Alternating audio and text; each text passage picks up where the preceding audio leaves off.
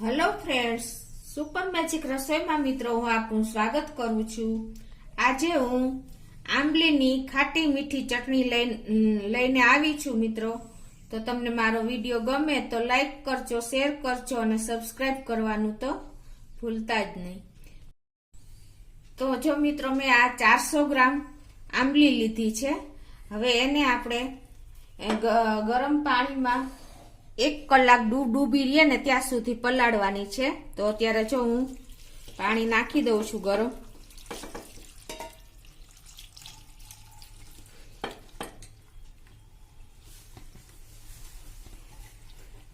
આ રીતે આપણે આંબલીથી એક વેઢો એટલે કે એટલી આપણે ઉપર પાણી રહેવું જોઈએ એટલું આપણે પાણી નાખવાનું છે, વધારે પાણી નથી નાખવાનું મિત્રો। આ રીતે હવે આને આપણે 1 કલાક પલળવા દેશું, પછી આગળ પ્રોસીજર કરશું। આપણે આંબલી પલળે છે ત્યાં આપણે હું તમને ઇન્ગ્રેડિયન્ટ પણ બતાવી દઉં। એમાં મેં અત્યારે જો આ 400 ગ્રામ આંબલી સામે મેં 225 ગ્રામ દેશી ગોળ લીધો છે, 150 ગ્રામ ખાંડ છે અને મરી છે, વરિયાળી છે, સૂંઠ પાવડર છે, મગજતરીના બી છે, ગરમ મસાલો છે, સંચર પાવડર છે, હિંગ છે, મીઠું છે, લાલ મરચું છે અને જીરું છે। તો આટલા ઇન્ગ્રેડિયન્ટ આપણે ખાટી મીઠી ચટણી બનાવવા માટે જોશે મિત્રો। તો હવે આપણે ચાલુ કરીએ। તો મિત્રો જો કલાક થઈ ગઈ છે આપણે આંબલી પલાળીએ ને, અને આપણી આંબલી પણ સરસ પલળી ગઈ છે। હવે એને આપણે જો બાર હલવાઈ જેવી આપણે આંબલી બનાવી હોય ને ચટણી આંબલીની, તો આપણે એને મિક્સર જારમાં નથી ફેરવવાની અને આ રીતે હાથેથી જ આપણે આવી રીતે ક્રોસ પલ્પ કરી લેશું। કેમ કે જો મિક્સર જારમાં ફેરવશું તો મિત્રો આ જે રેસા હોય છે ને એ આપણે ખાતી વખતે મોઢામાં આવે છે, ક્રોસ થઈ જાય છે, એટલે સરસ એકદમ સરસ બાર જેવી નથી થતી। એટલે આપણે આ પ્રોસીજરથી જ આપણે પલ્પ તૈયાર કરશું। તો મિત્રો જો હવે આ રીતે આપણે હાથેથી જ જો આવી રીતે એકદમ સરસ મેં બધો પલ્પ તૈયાર કરી લીધો છે। હવે આને આપણે ગાળી લેશું। આ રીતે ચમચેથી આ રીતે ગળણી હોય એમાં નાખતા જાશું અને ગાળતા જાશું મિત્રો। તમારે જરૂર પડે તો થોડુંક પાણી એડ કરવાનું, વધારે નહીં કરવાનું, કેમ કે પછી આપણે વધારે આંબલી ઉકાળવી પડશે અને જો વધારે ઉકળશે ને તો આપણે કડવાશ આવી જાય છે આંબલીમાં ચટણીમાં, એટલે જરૂર પૂરતું જ પાણી નાખતું જવાનું। તો હું આ રીતે બધી ગાળી લઉં છું। તો મિત્રો જો આ રીતે મેં પલ્પ બધો ગાળી લીધો છે ગળણામાં, અને આંબીલા અને રેસા બધું તમે જોઈ શકો છો કે આ રીતે ગાળી એટલે બધું નીકળી જશે મિત્રો। હવે આ રીતે આપણે પલ્પ તૈયાર કરી લેવાનો છે। તો મિત્રો હવે આપણે બહાર જે ચટણી મળે છે ને ખાટી મીઠી ચટણી હલવાઈ લોકોને ત્યાં, એવી જ ચટણી બનાવવા માટે એ લોકો શું કરે છે કે આ રોસ્ટેડ આ જે મસાલા આપણે લીધા છે ને સૂકા મસાલા એ બધા રોસ્ટ કરીને નાખે છે, એટલે બહારનો ટેસ્ટ આપણને એકદમ યુનિક અને આપણને ભાવે છે મિત્રો। તો એના માટે આપણે હવે એ પ્રોસીજર કરશું। તો ગેસ ઓન કરીને આપણે 1 ટેબલ સ્પૂન વરિયાળી નાખું છું અને 1 ટીસ્પૂન મેં મરીના દાણા લીધા છે અને 1 ટીસ્પૂન મેં આખું જીરું લીધું છે। આને મિત્રો લો ફ્લેમ ઉપર થોડીક સેકન્ડ આપણે હલાવશું, એટલે શું થશે કે એમાંથી એસેન્શિયલ ઓઇલ છૂટું પડશે અને આપણું મસાલા એક સરસ એમ જોઈએ એવા રોસ્ટ થઈ જશે। અને આ નાખવાથી મિત્રો રોસ્ટ કરેલા આપણે જ્યાં નાખશું ને મસાલા, તો આપણી ચટણી લાંબો સમય સુધી એવી ને એવી રહેશે। એટલે ખાસ આ જરૂરી છે મિત્રો રોસ્ટ કરવું પણ મિત્રો એકદમ બહાર જેવો આપણે આ ચટણીનો ટેસ્ટ આ મસાલાની હિસાબે આવે છે।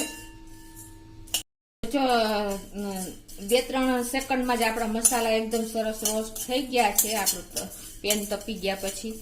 તો હવે આપણે ગેસ બંધ કરી દેશું અને આને ઠંડા કરશું, પછી દરદરા આપણે પીસવાના છે। તો મિત્રો જો આપણો મસાલો પણ ઠંડા થઈ ગયા છે, હવે એને આપણે મિક્સી જારમાં લઈને અને એને બહુ નહીં ઝીણા નહીં બહુ જાડા એવા દરદરા સેજ પીસી લેશું। તો મિત્રો જો આપણે પીસાઈ ગયું છે, આવું દરદરું રાખવાનું છે। હવે આપણે આગળ વધશું। હવે એના માટે આપણે ગેસ ઓન કરી દેશું અને 1 ટેબલ સ્પૂન જેવું આપણે તેલ મૂકશું.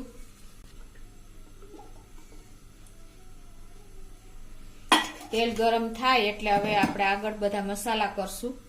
તો મિત્રો જો આપણું તેલ પણ ગરમ થઈ ગયું છે અને ગેસની ફ્લેમ એકદમ લો રાખી છે. હવે આમાં આપણે અડધી ચમચી જેવું આખું જીરું નાખશું અને 1/4 ટીસ્પૂન જેવી આપણે હિંગ નાખી દેશું. અને હવે મેઇન ઇન્ગ્રેડિયન્ટ મિત્રો હું તમને જે બતાવી રહી છું એ ગોળ નાખી દેશું. આ દેશી ગોળ છે મિત્રો. જો તમારી પાસે બીજો ગોળ હોય તો તમારે નાના નાના કટકા કરીને નાખવાના.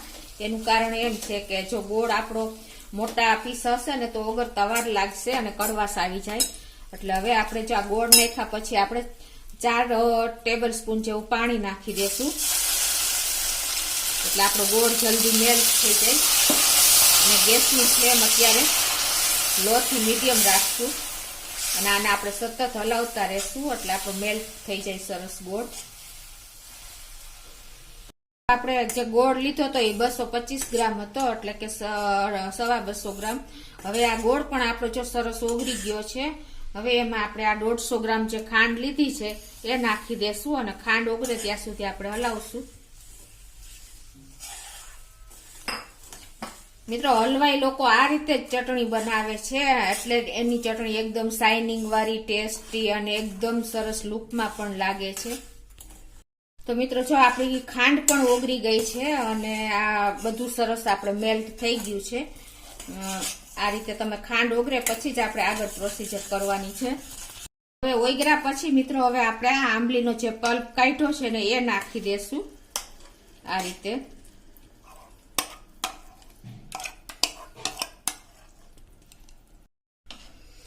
હવે મિત્રો જો આપણે આને સતત હલાવશું જ્યાં સુધી આપણે આંબલીનો પલ્પ સરખો જ આપણે પકવવો પડશે તો જ આપણી ચટણી એકદમ સરસ લાંબો ટાઈમ સુધી રહેશે.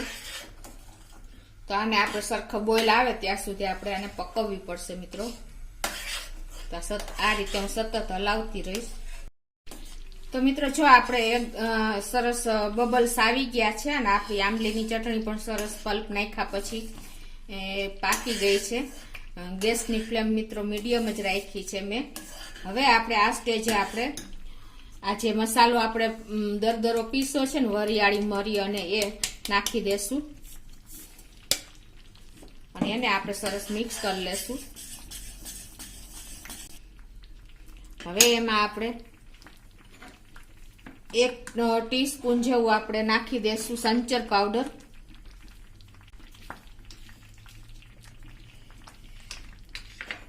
એક ટીસ્પૂન આપણે રેગ્યુલર મીઠું નાખી દેશું અને 1 ટીસ્પૂન આપણે સ્વીટનો પાવડર નાખી દેશું.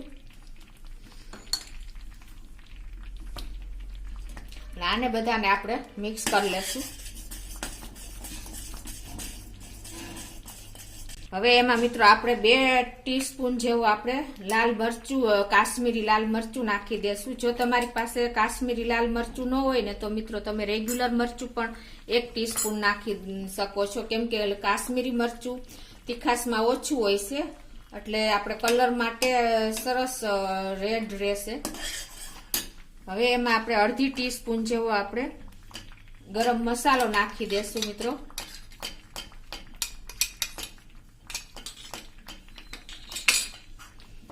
હવે આ બધા મસાલા આપણા પાકી જાય ત્યાં સુધી આપણે થોડીક વાર હલાવશું આમને મીડિયમ ફ્લેમ ઉપર જ એટલે મસાલાનો એકદમ એનહાન્સ થાય અને મસાલા સરસ એમાં મિક્સ થઈ જાય. જો આપણી ચટણી પણ પાકી ગઈ છે અને સરસ બધા મસાલા પણ સરસ મિક્સ થઈને તૈયાર થઈ ગયા છે ચટણીમાં. તો આવી કન્સિસ્ટન્સી આપણે રાખવાની છે મિત્રો. જેમ ઠંડી થશે એમ ઠીક થતી જશે. અને હવે આપણે આ સ્ટેજે આપણે 2 ટેબલ સ્પૂન રોસ્ટેડ કરેલા મગજતરીના બી છે. બાર જે લોકો ફરસાણવાળા લોકો જે આપણે મગજતરીના બી ટેસ્ટ નાખે છે એ આપણે નાખશું. તમે આ સ્કીપ પણ કરી શકો છો પણ જો તમારે બાર જેવું લુક અને ટેસ્ટ જોતો હોય તો તમે આ પણ મગજતરીના બી પણ લાસ્ટમાં નાખી શકો છો.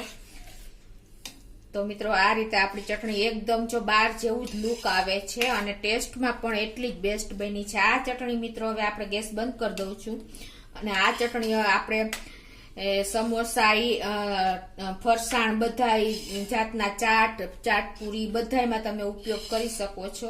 ભજીયામાં તો ખાસ મિત્રો એકદમ બાર જેવી ટેસ્ટી યુનિક ચટણી આપણી તૈયાર થઈ છે મિત્રો. તો મિત્રો આ ચટણી આપણી તૈયાર છે અને આને તમે 1 વર્ષ સુધી ફ્રીજમાં રાખી શકો છો. અને આ ચટણી આપણે ભજીયા, બટેટા વડા, ભેળ, ચાટ પૂરી બધા સાથે તમે ઉપયોગ કરી શકો છો. અને બાર ફરસાણ જેવી એકદમ ટેસ્ટી ચટાકેદાર આપણી ચટણી તૈયાર થઈ છે. તો મિત્રો ઠંડી પણ થઈ ગઈ છે, તો હવે એને આ રીતે આપણે બોટલમાં ભરી લેશું. તો મિત્રો આપણી ચટણી રેડી છે. બાર એકદમ ફરસાણ લોકો બનાવે ને એ ટાઈપની તમે ચોક્કસ આ રીતે ટ્રાય કરજો. અને મારો વિડીયો ગમે તો લાઈક કરજો, શેર કરજો અને સબસ્ક્રાઇબ કરવાનું તો ભૂલતા જ નહીં.